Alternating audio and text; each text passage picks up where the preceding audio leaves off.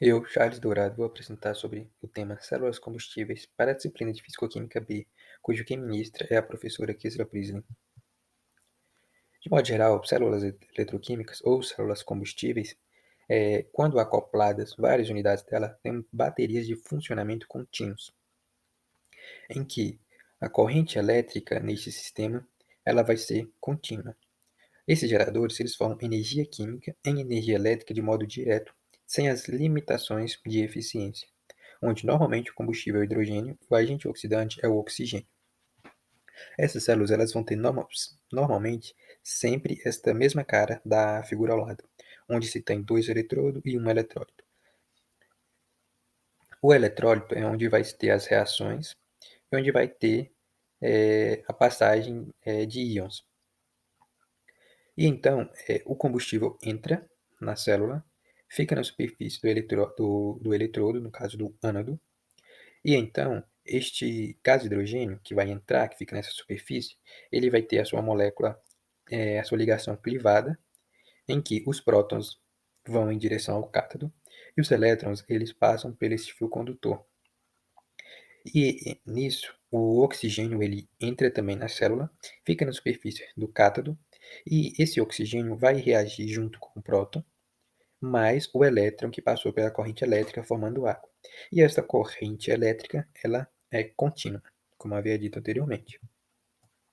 Existem dois grupos de células combustíveis, aquelas que atuam em baixa e média temperatura, cerca de abaixo de 250 graus Celsius, e aquelas que atuam acima de 600 graus Celsius, ou seja, que atuam em alta temperatura. As que atuam de baixa e média temperatura são as alcalinas, são as de ácido fosfórico, as membranas de troca de prótons, e as de alta temperatura, carbonatos fundidos e óxidos sólidos. Bem, as reações elas vão acontecer na interface do eletrodo e do eletrólito, onde se tem o ânodo e o cátodo, como havia dito, como eletrodos. Para células combustíveis de baixa temperatura de operação, normalmente se utiliza um catalisador, que normalmente é a platina.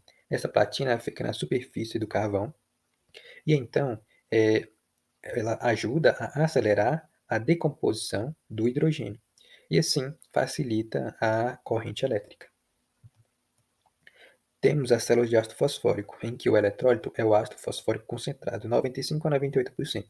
Ele atua normalmente entre 150 e 220 graus Celsius. O CO2 não influencia o funcionamento, por isso o agente oxidante pode ser o oxigênio do ar e o combustível ele pode ser um hidrogênio impuro. Ele pode ser obtido através do propano, do metano, do gás natural, do metanol e da água, e entre outros. Só que esses compostos eles têm que passar por um reformador, onde vai ser então extraído o H2, o gás hidrogênio. Temos também as células alcalinas, onde o eletrólito é o hidróxido de potássio, 30%. Ele atua próximo a 70 graus Celsius. Tanto o agente oxidante como o combustível, no caso o hidrogênio, eles têm que ser de alta pureza.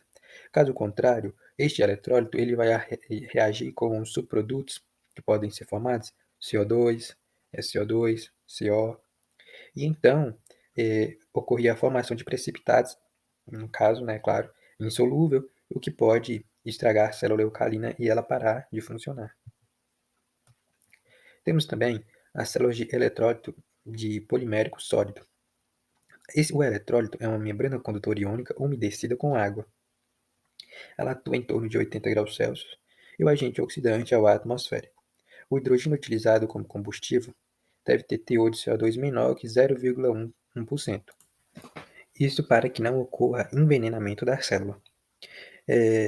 Este eletrólito ele é muito bom por causa que ele consegue reter altas densidades de potência.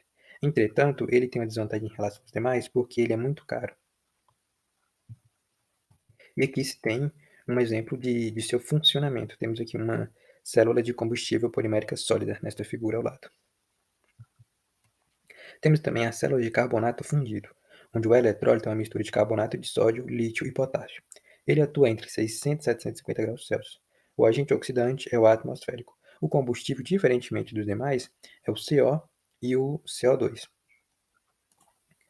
A vantagem nessas células é que As altas temperaturas, elas acabam fazendo com que não necessite de catalisadores nobres e que as reformas do combustível sejam feitas dentro da própria célula. Temos também as células de óxidos sólidos, em que o eletrólito são óxidos refratários, ele atua em torno de 900 graus Celsius, e os eletrodos atuam como reformadores.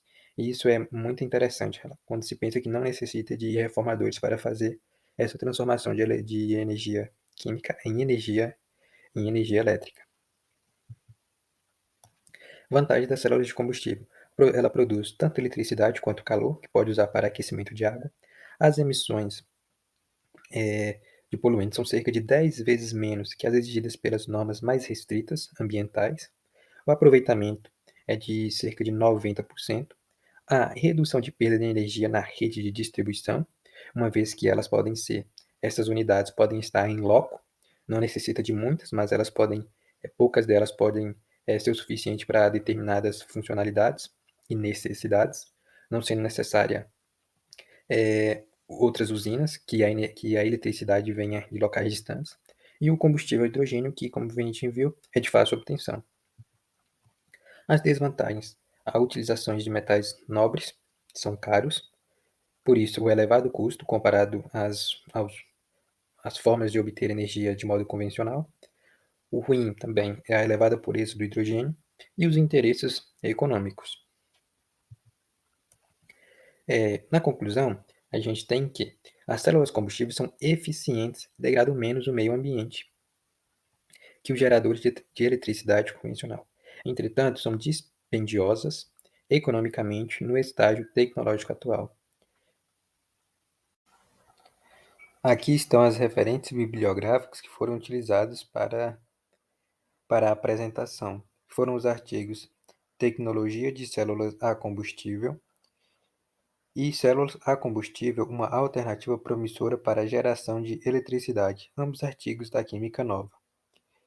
E outro artigo de Células a combustível, do Instituto Politécnico de Viseu.